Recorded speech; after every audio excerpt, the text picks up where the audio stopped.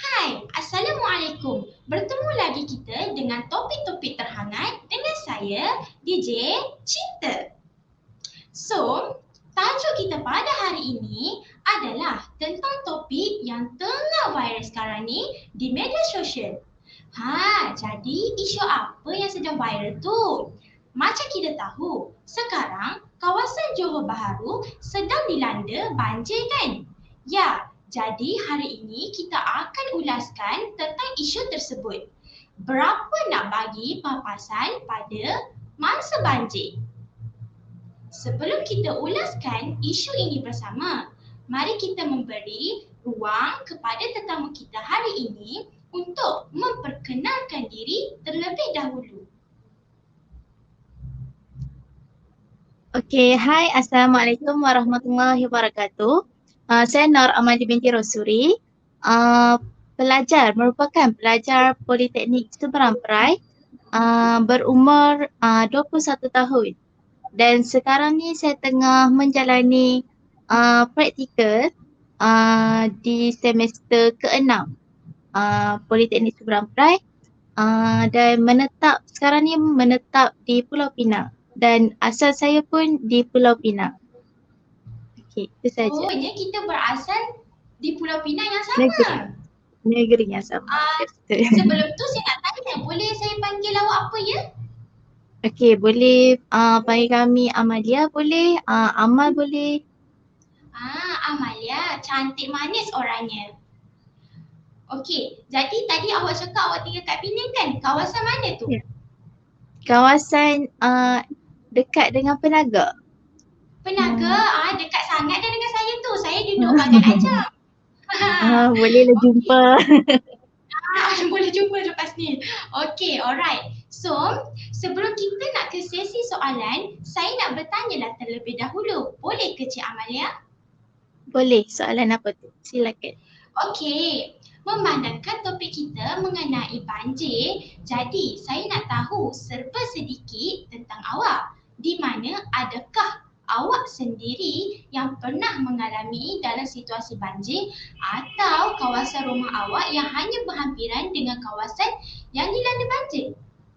Boleh awak share sedikit dengan kita orang? Okey, macam yang saya cakap tadi, saya menetap di Pulau Pinang. Pulau Pinang bagi area saya seberang Perai Utara. Buat masa sekarang tempat saya tinggal tak pernah lagi mengalami banjir ataupun musibah teruk seperti tsunami, tanah runtuh dan sebagainya. Tapi saya berpengalaman dalam mengendalikan mangsa-mangsa banjir, iaitu pada semester ke-4 di Politeknik Seberang Perai, saya mewakili kelab iaitu Majlis Perwakilan Pelajar untuk ke negeri Kedah, iaitu di Baling, untuk menjadi sukarelawan untuk bantu masa-masa banjir di sana. Jadinya untuk ceritakan pengalaman serba sedikit tu boleh. Kalau bagi tempat saya tak pernah lah alami banjir. Tapi untuk tolong masa banjir tu saya pernah. Okey, seperti yang kita tahu sebelum ni, kita yang pernah pergi ke Baling mesti tahu pemandangan di Baling macam mana. Kawasan yang cantik, kawasan yang penuh dengan tanaman, infrastruktur yang baik, bangunan-bangunan. Okey. Jadinya pada tahun tersebut bila dilanda banjir, kami pasukan Politeknik yang menghantar volunteer ke sana dapat tengok sendiri tanaman, haiwan ternakan, bangunan, rumah maupun sampah sarap penuh di jalan, penuh dekat tempat-tempat yang cantik. Okey. Jadinya benda tu kami sendiri kena tolonglah kan untuk bantu rumah-rumah, bersihkan rumah-rumah, bersihkan surau-surau di kampung. So dapat lihat sendirilah bagaimana keadaan tempat yang kena masa banjir. perasaan sedih, kesian semua ada dekat dalam diri. Apatah lagi mangsa yang hadapkan. So dekat situ kita sedih lah tengok. Sebabnya bukan mudah kan nak cari kos untuk baik pulih balik. Makan masa. Orang yang berduit mestilah okey, kalau kita bandingkan orang yang berduit dan tidak berduit ni, untuk kos pembaikan, baginya orang berduit ni dia tak kisah. Okey, kita kena tengok golongan yang sebaliknya pula. Macam mana kita kena fikir keadaan mereka, tempat tinggal mereka selepas ini. Lepasnya pindah dari lepasnya kawasan tersebut surut, mestilah diorang ni kena pindah ke tempat asal balik kan. Macam mananya rumah-rumahnya rosak, rumah-rumah yang di bawah arus, rumah-rumah yang dah memang kena baik pulih serta-merta, menelan banyak kos, menelan ribuan ringgit. So dekat situ pasukan yang mewakili politeknik untuk menolong masa-masa banjir ni serba sedikit lah memberi sumbangan yang kami ada, seperti kudrat untuk menolong cuci bahagian-bahagian yang masih baik, bagi tolong dari segi beri makanan, pakaian yang dikumpul, dan sedikit sumbangan dari segi wang ringgit. Okey, itu saja. Oh, Masya Allah. Maknanya awak pernah mengalami dan membantu mereka yang orang dalam kesusahan. Saya berasa beruntung Jadi, bila mendengar awak pernah mengalami, pernah membantu masa banjir tu. Ya, so pasukan ni terdiri dari pelajar dan juga pensyarah lah. So kami ni diberi kumpulan lah untuk ada yang pergi di kampung, ada yang pergi di surau, ada yang pergi di tempat-tempat rekreasi untuk bersihkan lah kan. Macam lumpur, mestilah dekat kawasan tersebut banyak lumpur, sampah sarap. So di situ kena memerlukan kudrat, memerlukan tenaga orang yang banyak untuk tolong. Okey, banyaknya cerita yang saya dengar daripada awak sebab awak pernah membantu, awak pernah pergi, awak pernah menengok. Jadi saya nak tanyalah beberapa soalan, boleh ke? Boleh, silakan. Okey, marilah kita ke soalan yang pertama. Jadi, soalan yang pertama ni, ada beberapa segelintir wakil dari negeri yang memberikan dana sebanyak RM1 dan RM3, one off. Tetapi pada pendapat Cik Amalia, berapa amount yang patut untuk diberikan kepada mangsa banjir? Adakah RM5? Adakah RM10? Takkanlah RM20 je. Cukup ke? Jadi, pendapat Cik Amalia, adakah amount yang saya listkan tadi itu sudah mencukupi atau Cik sendiri yang mahu memberi pendapat sendiri berapa banyak amount yang perlu diberikan kepada mangsa banjir ini? Okey, untuk ulas perkara amount untuk berikan kepada mangsa banjir. Okey, seperti yang kita sedia maklum, andai kata kita di situasi kena musibah, rumah terbakar, macam ni, banjir, mestilah ada sesetengah orang yang dia tak fikir dah. Dia fikir untuk selamatkan diri dia dan fikir untuk selamatkan ahli keluarga. So dekat situ, mestilah dia orang lari ke pusat pemindahan, ke tempat-tempat yang selamat dengan sehelai sepinggang yang tak bawa apa-apa pun. Jadinya bawa diri sendiri dan selamat apa yang penting, apa yang sangat berharga bagi diri dia. Jadi amount untuk beri kepada mangsa-mangsa yang kena musibah seperti banjir ini, tak kiralah berapa pun amount, kita perlu ingat macam ada orang yang perlukan kos perubatan, ada orang yang perlukan kos dari segi ubat-ubatan.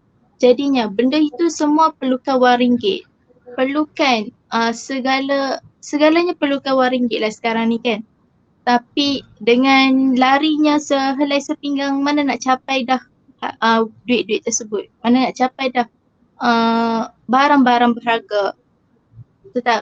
Jadinya perlu NGO badan kebajikan yang lain perlu sediakan duit amount untuk berikan secara one off kepada mangsa-mangsa banjir agar mereka dapat menampung ke perbelanjaan.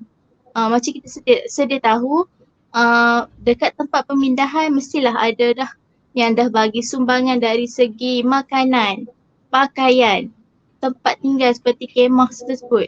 Tapi dengan dari segi wang ringgit, segelintir ada yang bagi, ada yang tak dapat, ada yang dapat. So kita kena fikir dekat mana, golongan mana yang memerlukan sangat-sangat amount tersebut untuk membiayai kos-kos yang diperlukan oleh mangsa banjir. Okey, jadi soalan yang kedua yang saya ingin bertanya adalah saya nak tanya, jikalau mereka hanya memberi amount tetapi hanya kepada keluarga yang kecil dan sederhana dan tidak adil lah kepada yang mempunyai keluarga yang besar kan? Jadi apakah cara yang lebih sesuai pada pendapat Cik Amalia sendiri? Okey, amount cukup ataupun tidak itu bergantung kepada seseorang mengendalikan kewangan tersebut. Jadinya perlulah memainkan peranan penting NGO luar seperti Badan Kebajikan Masyarakat dan NGO lain menyediakan bantuan. Tak kisahlah dari segi apa, makanan, pakaian, tempat perlindungan dan lain-lain. Okey, yang mana macam saya cakap tadi untuk soalan sebelum ni, untuk yang sangat memerlukan duit untuk membiayai kos perubatan, itu memerlukan duit. Macam mana dia nak capai duit kalau nak bayar kos tersebut? Jadinya ada yang dapat, ada yang tak dapat kan. So yang mana yang NGO lain yang berkolaborasi, mesti ada tabung kebajikan diorang kan. So dari duit situ kita boleh beri sumbangan dari segi makanan tersebut, pakaian, apa yang mangsa banjir perlukan, air, tempat mandi. So perlulah NGO dan badan-badan kebajikan menyediakan benda tersebut sebelumnya berlaku musibah. Terima kasih Cik Amalia. Tetapi bagaimana pula dengan masyarakat yang kaya raya dan juga miskin? Antaranya dari segi saiz rumah yang berbeza seperti rumah papan yang perlu lebih banyak mendapatkan bantuan daripada rumah banglo yang hanya sedikit je amountnya. Tapi pada rumah yang lebih besar, lebih banyak memerlukan kos dari segi permaidani yang lebih dari satu. Yelah rumah banglo kan, mestilah bilik pun banyak, lansir pun banyak. Lepas tu mempunyai TV sebanyak 3 jenis, kereta juga mempunyai 3 buah kereta. Jadi semua barang mereka ini dilanda banjir pada ketika itu. So bagi pada individu ini, mereka merasa mereka yang patut mendapat lebih amount kerana disebabkan barang mereka lebih banyak yang kerosakan dan juga kosnya yang agak tinggi. Tetapi kerajaan negeri tidak mencukupi duit untuk diberikan kepada masa-masa masyarakat yang rumah kediaman yang kaya raya. Jadi apa pendapat Encik Amalia tentang ini? Okey, untuk soalan ini pendapat saya lah, bagi golongan senang dan tidak. Okey, macam tak adil kita bagi dekat orang yang senang, susah saja. Jadinya macam saya cakap tadi, NGO luar, Jabatan Kebajikan Masyarakat, kerajaan negeri perlu berkolaborasi untuk menyediakan tempat perlindungan kepada mangsa banjir ni. Contohnya kita kita ambil dari dana yang kita kutip tersebut, bina satu penempatan untuk masa-masa banjir. Jadi tempat penempatan tersebut perlulah kita tengok dari segi keadaan sekeliling, macam tak pernah kena banjir lagi. Jadinya kawasan tersebut, penempatan tersebut memang khas untuk masa-masa banjir yang sekarang kena tu lah kan. Lepas tu rumah tersebut kita tak kira lah golongan miskin atau kaya, semua dapat merasa. So rumah tersebut adalah satu inisiatif juga untuk badan-badan kerajaan, badan-badan NGO luar, badan-badan masyarakat yang mengutip sumbangan dari orang-orang lain. Jadinya duit yang mereka dapatlah membina penempatan bagi masa-masa banjir. So kita tak perlulah mengira kaya ataupun tidak. Jadinya kita bagi je ke semua. Terpulang dekat mangsa tersebut nak menerima ataupun nak tolak. Okey, kalau ada segelintir masyarakat yang mempunyai lebihan duit, mestilah dia fikir better dia bagi dekat orang yang lebih memerlukan daripada dia kan. So kat situ pun bersyukur dah ada sesetengah orang yang ada perasaan macam tu. So dia punya simpanan, jika dia ada simpanan, dia boleh guna duit tersebut untuk buat untuk rumah untuk dia sendiri. Jadi rumah yang dia dapat tu, dia dapat bagi dekat mangsa yang lain. Okay, itu saja pendapat saya bagi soalan tersebut. Okey, soalan yang seterusnya, jadi apakah pendapat anda, patutkah kerajaan negeri perlu berhutang supaya bagi papasan tersebut pada mangsa, ataupun kerajaan persekutuan yang perlu membayar semua papasan tersebut? Okey, untuk berhutang, ini pendapat saya. Jika NGO Malaysia, kita tengok dari negeri Perlis, Kelantan, Terengganu, Pulau Pinang, serata negeri lah. Jika diorang ni berkolaborasi dengan badan-badan NGO, kerajaan negeri, kerajaan persekutuan, berkolaborasi dengan badan-badan NGO, badan kebajikan masyarakat, mestilah benda amountnya dapat, mestilah banyak kan. Jadi bagi pendapat saya lah, tak perlu kerajaan negeri berhutang demi mangsa-mangsa banjir, demi memenuhi kehendak masa-masa banjir, ataupun berhutang untuk naik tarafkan lagi kediaman mereka. Jadinya amount yang kita collect tersebut kita buat sekadar maksud saya bukan sekadar macam melepaskan batu di tangga, bukan. Maksudnya benda tu ada, tapi dalam macam mana amount yang ada tu cukup untuk orang tersebut. Okey, nak beri tempat tinggal ni nak bagi selesa saja kan. Nak bagi, kita tak perlulah nak buat besar-besar. Maksud saya tu.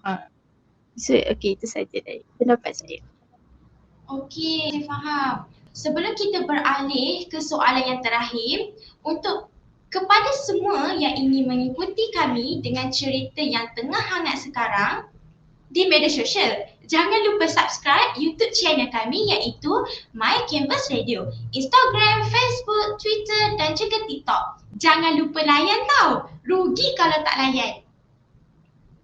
Okey, Cik Amalia, adakah anda masih lagi dengan kami di sini? Ya, saya ada. Okey, baiklah, mari kita ke soalan yang terakhir. Okey, ini soalan saya yang terakhir. Bayangkanlah ada segelintir yang menyatakan lebih baik duit digunakan untuk menyelesaikan masalah banjir, bina tambatan bina kawasan tapungan air dan lain-lain. Tapi semua itu memerlukan kos yang banyak dan waktu. So, biar hanya masyarakat yang susah 2 ke 3 tahun, sementara kita kumpul duit untuk bayar bagi kos pembetulan banjir. Lepas tu, insiden banjir akan berkurangan. Agak-agak Cik Amalia, bagaimana ya? Okey, untuk pendapat saya bagi soalan ini, benda macam tu memang perlu. Kawasan-kawasan yang banjir, kita semua sedia maklum, kawasan-kawasan yang sedia banjir ni mestilah kawasan tersebut kawasan yang rendah, kawasan yang dekat dengan sungai yang besar, kawasan yang dekat dengan empangan. Jadinya kawasan tersebut mudah dikena banjir setiap tahun. Tidak dinafilah, memang akan kena musibah tersebut. Jadi apa yang perlu buat adalah membaik pulih lagi. Tambah yang mana kita nampak kurang. Contohnya sungai yang besar tersebut tak dapat menampung aliran air yang banyak. Okay, kita buka pendapat saya buka lagi empangan yang lebih besar untuk menampung tapungan air. Jadi inisiatif lain, kayu-kayu balak, perhutanan, kerajaan perlulah menguatkuasakan undang-undang untuk tengok keadaan sekeliling. Dari mananya kayu-kayu balak yang di bawah arus tu datang. Mestilah ada pembalakan haram. Pembalakan haram terjadi dari air lah kan. Yang tanah dia mendak, mestilah hutan-hutan tersebut, kayu-kayu balak, kayu-kayu pokok di bawah air. So kita perlulah membaik pulih keadaan yang kita nampak kurang, yang kita dah tahu apa pucuk pangkal tersebut. Jadinya perlulah NGO berkaitan menyediakan tabung kecemasan sebelum musibah berlaku. Jadi tabung-tabung tersebut pun kita sebagai rakyat Malaysia yang tak kena musibah banjir ni, kita jadilah orang yang kesian dekat diorang ni. So kita bersedekah, memberi sumbangan walaupun dengan nilai sekecil, jadilah. So bila kebajikan dana-dana tersebut kita dah ada dana-dana tersebut, bolehlah kita membaik pulih infrastruktur yang rosak, kediaman-kediaman yang rosak. Kita nak baik pulihkan lagi tempat-tempat yang kita nampak kurang. Lepas banjir kita nampak, okey, tempat ni kita tahu punca dia dari sini. So kena memainkan peranan untuk baik pulih keadaan tersebut. So makan kos ataupun masa sekurang-kurangnya kita nampak penambahbaikan tersebut. Okey, itu saja. Okey, baiklah. Kita pun dah sampai ke penghujung show untuk topik hari ini iaitu mengenai banjir. Okey, terima kasih diucapkan kepada Encik Nur Amalia atas kesudian anda dalam segmen soal menyoal dan memberi pendapat. Terima kasih Cik Amalia kerana sudi meluangkan masa anda dengan kami. Ya, sama-sama. Terima kasih juga kerana menjemput saya untuk memberi pendapat, memberi hujah berkenaan isu banjir ini. So, semoga kita berjumpa lagi di hari yang akan datang. Saya Cinta dari Kampus Radio. Bye. Assalamualaikum.